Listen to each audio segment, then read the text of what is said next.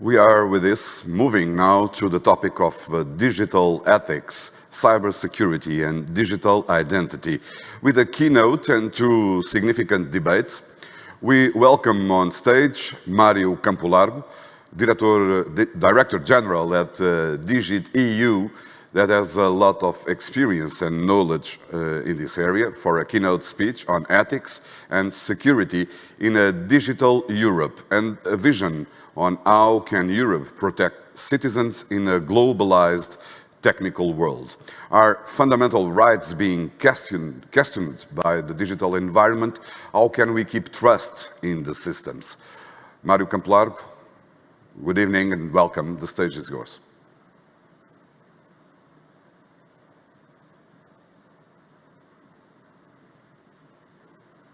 Olá, boa tarde, José Alberto Carvalho. Obrigado pela introdução. Dear representatives of the member states, dear colleagues, first of all, thank you for this kind invitation. I'm very grateful for this opportunity to be with you today. Justice and justice cooperation are really cornerstones of our democracies, and I think that we can say that they are at the heart of the construction of the European Union itself. As our world, and as you said, José Alberto, as our world goes digital, so does justice. And in my view, and I would say in my experience, digital gives us unprecedented means to safeguard and advance justice. Before moving into the panel discussion that I find that will be very, very interesting on the two very important topics of cybercrime and AI for good, please allow me to offer, as you said, some few considerations on some important aspects and some relevant EU digital policy, and to sketch a bit around the landscape for the digital policy in the European Union. Well, I have to start by a quick reference to the pandemics, because it has massively accelerated the digital transformation of our societies, and of the justice system is just one of the examples of this new paradigm. Digital access to justice and seamless digital procedures made and will make a fundamental difference in times of COVID and pandemics. However, the benefits should not be interpreted, and certainly are not limited to a short-term pandemic response. As the previous speaker was referring, digitalization is in fact a big step forward, facilitating the access to justice. Digital justice is an enabling digitalization instrument, driving inclusion, transparency, and fairness across our societies. For me, this very same logic applies to the overall digital transformation of the public sector. As our public administrations advance towards a full digital government, we are empowered to collectively, this is very important, to rethink and redesign the public services. Using the technologies of today and of tomorrow, we can make administrations open and accessible like I would say they have never been before. Make public services effective and personalized like never before. As I used to say, press the enter for firmly human-centered, flexible and connected public services catered to the needs of the user and open to the needs of the community. Digital democracy actually means transparency and accountability and participation by all of us in shaping the public sphere, like it, again, has never been before so possible, coming close, I hope, to the ideals of the ancient politeia. Indeed, we see local participative solutions and grassroots initiatives flourishing all over Europe. And for example, the tools that have been developed by one of those initiatives in Barcelona have just been reused by the European Commission to foster the conference on the future in Europe and provide it with a digital platform. And I'm in this respect particularly proud that my team and myself have been associated to this endeavor. But we see all the member states forcefully driving forward the digital transformation of governments, each country individually, but also increasingly joining forces at European level. And I want to refer you that just December last year, member states jointly reaffirmed the key principles that govern this transition, this digital transformation.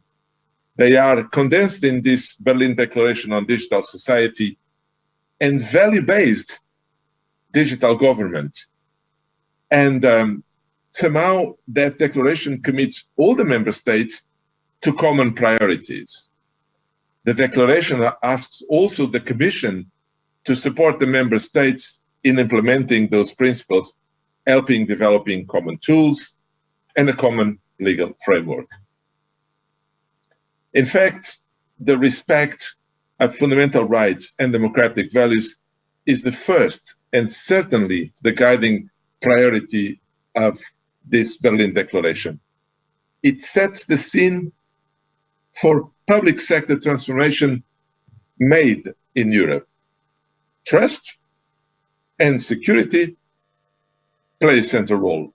Fittingly for your and our discussions during this conference, cooperation in cybersecurity, literacy, user skills, transparency, and accountability in, for example, AI applications, and obviously interoperability of electronic identities that are absolutely key for the future.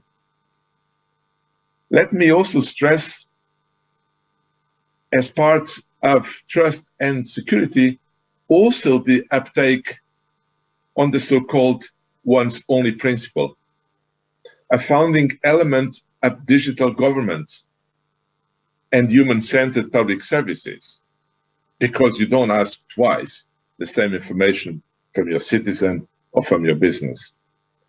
The Commission is working hand in hand with member states and its experts to turn this principle into a reality for people and for businesses by developing a once-only technical system that allows trusted exchange of evidences across European administrations, obviously, if people request so.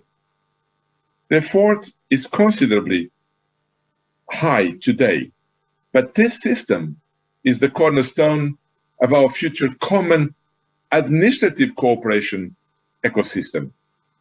There can be no innovation, and I would claim public services 2.0, if the citizens and businesses do not trust the solutions we use to address their needs. But people and businesses access public services most likely locally. The challenge is that often those services obviously do not end in the same city or region. They actually cross sectors and cross borders. And so connecting local services by European Digital Government Cooperation is in reality putting subsidiarity in action.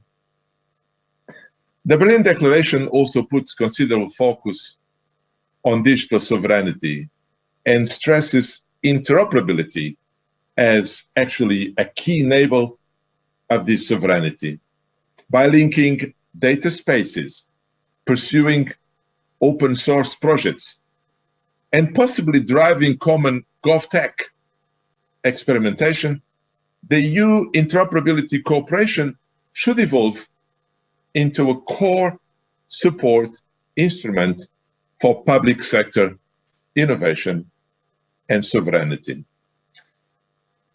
But dear colleagues, dear friends, any declaration, as well intended and timely adopted, may remain only ink on paper, or I should say probably characters on the screen, if we don't think about its implementation. So it is very encouraging that Portugal, as current presidency, together with the incoming ones, Slovenia and France, as priority the follow-up of the Berlin Declaration commitments.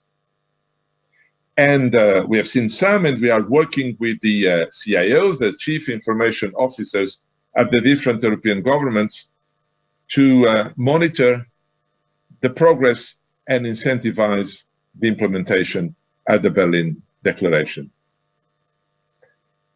Talking about the implementation of Berlin Declaration, I have also to refer to the new Digital Europe program, because it will streamline investments into common European digital government infrastructure components and interoperable solutions, fully aligned with essential digital priorities around high-performance computing, cloud, extended capabilities, artificial intelligence, data spaces, cybersecurity, and digital skills. And I would claim that the impact will be even stronger if the member states combine the Digital Europe program with their national programs, with the unprecedented financial stimulus that will come from the Recovery and the Resilience Fund. In my view, I think that we cannot underestimate the strictly positive contribution of digital governments to Europe's successful response to this crisis. Furthermore, Europe's resilience for future shocks. In some sense, EU funding provides the financial means, and I would claim that the Berlin Declaration will provide the political orientation for digital governments to play its role as an enabler and the transformer of the European Union. Justice has a central place, and that is why the Digital Europe program is foreseen to support digital judicial cooperation in civil and criminal law, and build essential cross-border eJustice infrastructures. All this echoes indeed the eJustice action plan and its concrete actions to modernize the European judicial system using interoperable solutions. We could name a number of them, from the European eJustice portal with a wealth of information and steadily growing set of interactive tools, to the search engine Find a Lawyer, or the European Case Law Identifier, or the eCodex system. eJustice, like all sensitive digital government systems, depends on the trust users and stakeholders can have. Trust from the privacy, security, and interoperability being ensured by design and guaranteed across borders. Europe has made and is making very considerable progress in these three areas, setting global best practices and indeed building with the partners across the globe a common space of trust. And we can think of a lot of examples, but for example, the recent advance on adequacy and data protection, for example, established between the European Union and South Korea. Well, I trust that my colleagues from the Commission, from DG Just, DG Connect, and ENISA will, in the following panel, develop in more detail the evolving future EU cybersecurity framework with a dedicated focus on the public sector. ENISA new mandate allows Europe to move faster and more effective in, for instance, certification of cloud offers and security, essential for both public and private sector digital transition. Well, in my area of responsibility, we are developing, in close cooperation with the European government CIOs, the Chief Information Officers, a strengthened interoperability mechanism.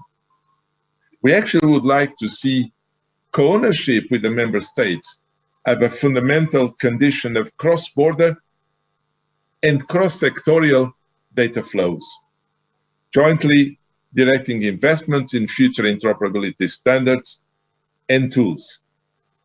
In fact, we would like to see digitally ready legislation and policies to become the norm across Europe.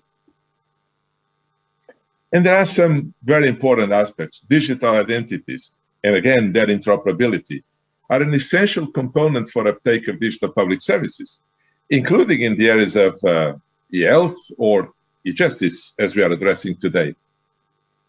But trusted digital identities also play a central role in people's choice of private digital offers, giving users control over their personal data flows. This is why the European Union is now updating the eIDAS regulation, building a solid framework for digital identities and online authentication. In fact, I think that we need broader and faster acceptance, and I would claim easier implementation. Blockchain. Blockchain can be just another buzzword if we don't manage to create large-scale application use cases. The emerging European blockchain service infrastructure runs currently a large number of successful pilots. For example, on self-sovereign identity, involving personal wallets, giving citizens and businesses full control over their personal digital realm and notarization. Both are, I believe, of immediate interest in digital government and eJustice. We hope that funding from the Digital Europe program will allow us faster rollout and a wider uptake. Artificial intelligence. Well, it is actually a fact in our daily life. It is bringing tremendous progress. Only consider, for example, its application in health research or other similar areas. But it can also bring great threats if not set within proper rules and the appropriate transparency. And this is why the European Commission published last week a proposal to ensure trust in the development of artificial intelligence technologies. There is a clear momentum for Europe to pave the way towards an ethical and secure use of digital technologies, and in particular, artificial intelligence. I think that we can say that this is the first attempt at regulating AI. This is the first attempt ever made with the aim to ensure safety and certainty for users and investors alike. AI systems placed on the union market should be safe and respect existing law on fundamental rights and union values. Dear colleagues, I'm coming to conclude. What all these European initiatives have in common is setting a common legal and operational framework, clarity for private and public actors involved, certainty and trust, help building a strengthened digital public sector ecosystem, including for eJustice. The Berlin Declaration, the upcoming revision of the regulation on European digital identity, and the future regulation on artificial intelligence are all aligned with European core values. Human centricity, ethics, and respect of fundamental rights. I believe that Europe has a clear momentum now, and it is the right time to act. Dear colleagues, thanks very much for listening to me. I think that now we give the floor to the two panels that will have so interesting discussions following to my speech. Obrigado. Thank you.